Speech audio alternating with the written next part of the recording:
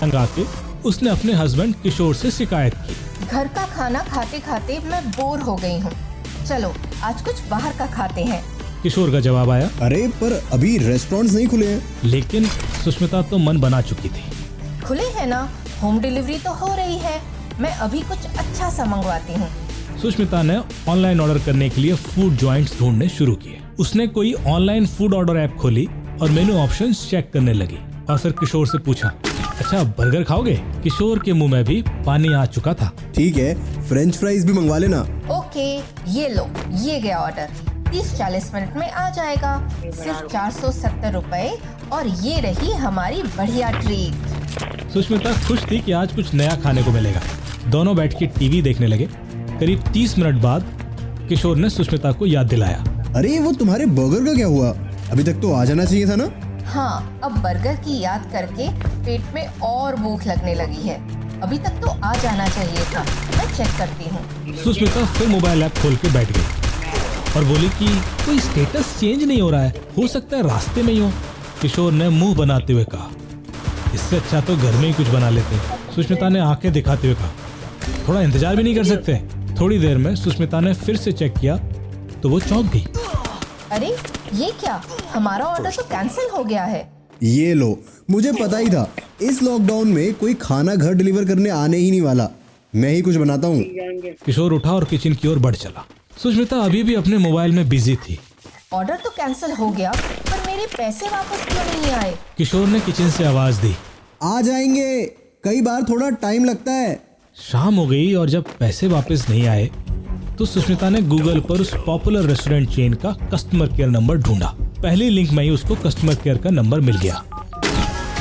Hello, restaurant से बात कर रहे हैं? कस्टमर केयर एजेंट ने कहा, हेलो, मैं राज यादव बोल रहा हूँ। बताइए हम आपकी क्या सेवा कर सकते हैं? आपके रेस्टोरेंट चेन में मैंने सुबह 2 बर्गर्स का ऑर्डर दिया था। ऑर्डर तो कैंसिल हो गया, पर मेरे पैसे नहीं आए अभी तक। नो इश्यूज मैम, हमारे सिस्टम में कुछ गड़बड़ हो गई होगी। आप मुझे अपना अकाउंट डिटेल्स बता दीजिए, मैं आपको पेमेंट रिवर्ट कर देता हूँ। हाँ, लिखिए प्लीज अकाउंट नंबर। और इसके बाद सुष्मिता अपने 400 रुपए वापस पाने के चक्कर में उस कस्टमर केयर एजेंट को सब कुछ बताते चली गई। कस्टमर केयर एजेंट ने कहा, मैम आपको एक वेरिफिकेशन कोड आया होगा, वो बता दीजिए, इसके बाद पैसे आपके अकाउंट में वापस आ जाएंगे। सुष्मिता ने जैसे ही वेरिफिकेशन कोड बताया उसको एक SMS आया, dear customer, your account has been debited with ₹40,000। Sushmita को मानो एक झटका सा लगा था। है ये क्या, मेरे अकाउंट से पैसे किसने निकाले? किशोर, तुमने पैसे ट्रांसफर किए हैं क्या? वो बेडरूम की ओर भागी।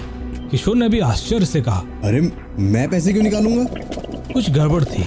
सुष्मिता ने लपक कर वो वेरिफिकेशन कोड का मैसेज देखा। अरे ये तो बैंक का OTP था, मैंने ध्यान ही नहीं दिया। तो उस कस्टमर केयर वाले ने हमारे पैसे निकाले हैं। सुष्मिता ने वापस उस नंबर पर कॉल करने की कोशिश की, लेकिन वो नंबर अब पिक नहीं हो रहा था। सुष्मिता ये जानकर शॉक थी कि ये बर्गर उसे 40,000 रुपए का पड़ा था। किशोर ने कहा कि वो आशुतोष को फोन कर रहा है। आशुतोष किशोर का एक दोस्त है जो पुलिस में है। आशुतोष ने किशोर को मेरा नंबर देकर सारी डिटेल्स मुझे बताने को कहा और इस तरह किशोर और सुष्मिता का कॉल मुझ तक पहुंचा। मैंने उनसे सारी डिटेल्स ले ली कि कौन सी वेबसाइट पर सुष्मिता को ये कस्टमर केयर नंबर मिला था, ट्रांजैक्शन IDs वगैरह, सो दैट हम ये पता कर सकें कि पैसा आखिर गया कहाँ है। मैं अभी केस पर काम कर ही रहा था कि मुझे साइबर सेल से फोन आया और जो पता चला उसने मुझे चौंका दिया। उन्होंने कहा कि ये फ्रॉडस्टर ने एक नई टेक्निक इजाद कर ली है। सुबह से 4 केसेस आ चुके हैं। अब क्या हुआ? मैंने साइबर सेल इंचार्ज अमजद से पूछा। अरे सर, ये ऐप वाली टैक्सी होती है ना, अभी एक डॉक्टर को फोन आया कि वो उसी टैक्सी के कॉल सेंटर से बोल रहा है, और क्योंकि इस पैंडेमिक में डॉक्टर्स जो कर रहे हैं उसके सम्मान में आप लोगों के हमारे कैब यूज करने पर 50% डिस्काउंट दिया जा रहा है। ये डिस्काउंट 1 साल तक वैलिड रहेगा। उसने कहा कि वो एक लिंक भेज रहा है और ये डिस्काउंट अवेल करने के लिए डॉक्टर को उस लिंक में मांगी गई सारी जानकारी देनी होगी। उसके बाद ये डिस्काउंट कोड उसके ऐप से लिंक हो जाएगा और साल भर तक डिस्काउंट मिलता रहेगा। अमजद ने आगे बताया कि डॉक्टर ने दिए गए लिंक पर वो सारी डिटेल्स भर दी। थोड़ी देर में कॉल सेंटर से फिर फोन आया कि उनको एक वेरिफिकेशन कोड आया होगा, बता दीजिए, तो आपका डिस्काउंट ऐप से लिंक हो जाएगा। डॉक्टर को एसएमएस पर जो कोड आया था उसने बता दिया और फिर उसके अकाउंट से 55,000 रुपए निकल गए। मोडस ऑपरेंडी काफी सिमिलर थी। क्रिमिनल एक बार रेस्टोरेंट चेन का कॉल सेंटर एग्जीक्यूटिव बना था और दूसरी बार कैब कंपनी का। दोनों केस एक ही दिन रिपोर्ट हुए थे।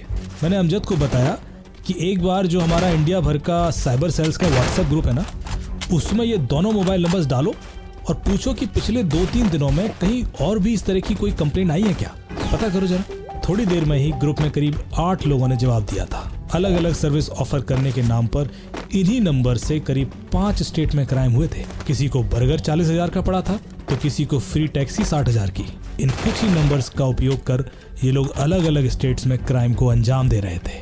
जाहिर सी बात थी कि शायद लॉकडाउन में क्रिमिनल्स के पास ज्यादा सिम कार्ड्स नहीं थे।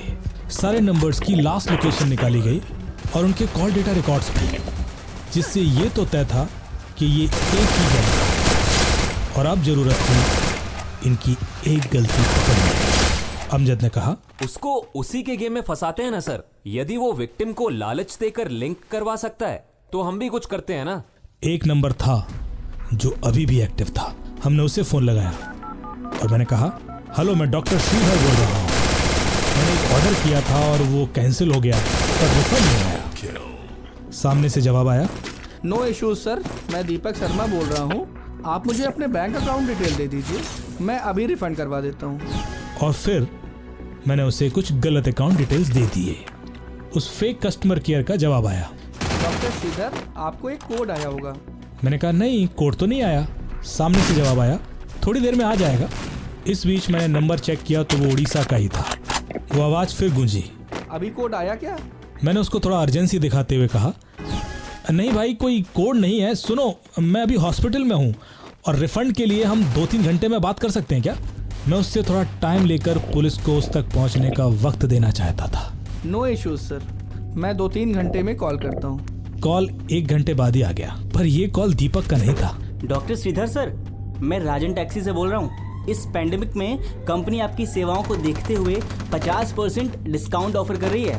ये डिस्काउंट आप साल भर तक लगातार अपनी हर बुकिंग पर प्राप्त कर पाएंगे। इस कॉल से ये बात तो साफ थी कि ये दोनों गैंग एक ही ग्रुप के हैं। ये अच्छा मौका था। मैंने तुरंत जवाब दिया, 50% डिस्काउंट? पर फेसबुक पर मैंने ऐड देखा था कि 60% डिस्काउंट दे रहे हैं। हो सकता है सर, मैं चेक कर लेता हूँ। अब चौंकने की बारी उसकी थी और मैं बोलता चला, देखिए, मैं आपको ये लिंक भेज देता हूँ जहाँ 60% डिस्काउंट की बात की जा रही है। ये चेक कर लीजिए ना और फिर बताइए। मैंने फोन काट के तुरंत एक लोकेशन ट्रैकिंग लिंक बनाकर राजन को व्हाट्सएप कर दिया। अब देखना ये था कि राजन लिंक क्लिक करता है कि बिना लिंक क्लिक किए कॉल करेगा।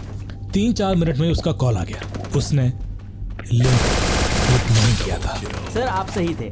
कंपनी ने कुछ खास एरियाज में डिस्काउंट 60% कर दिया है। आप डिटेल भर दीजिए और मैं डिस्काउंट अवेल करा देता हूँ।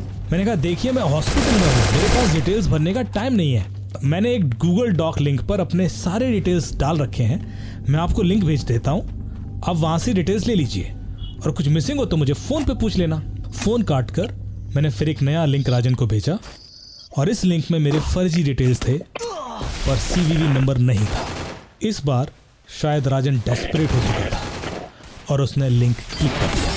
मुझे उसकी एग्जैक्ट लोकेशन, उसका ब्राउजर डिटेल्स और डिफरेंट लॉगिन आईडीज भी मिल गए थे। ये सब बहुत था उस तक पहुंचने के लिए।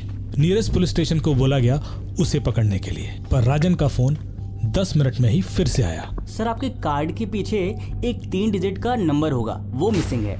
वो दे दीजिए और मैं आपका डिस्काउंट कंफर्म कर देता हूँ। मैंने उससे थोड़ा टाइम मांगते हुए कहा, अरे यार, मैं अभी एक इमरजेंसी में हूँ, starting an operation and wallet carry नहीं कर रहा हूँ। Please call me in 3 hours. ये 3 घंटे बहुत थे उस तक पहुंचने के लिए।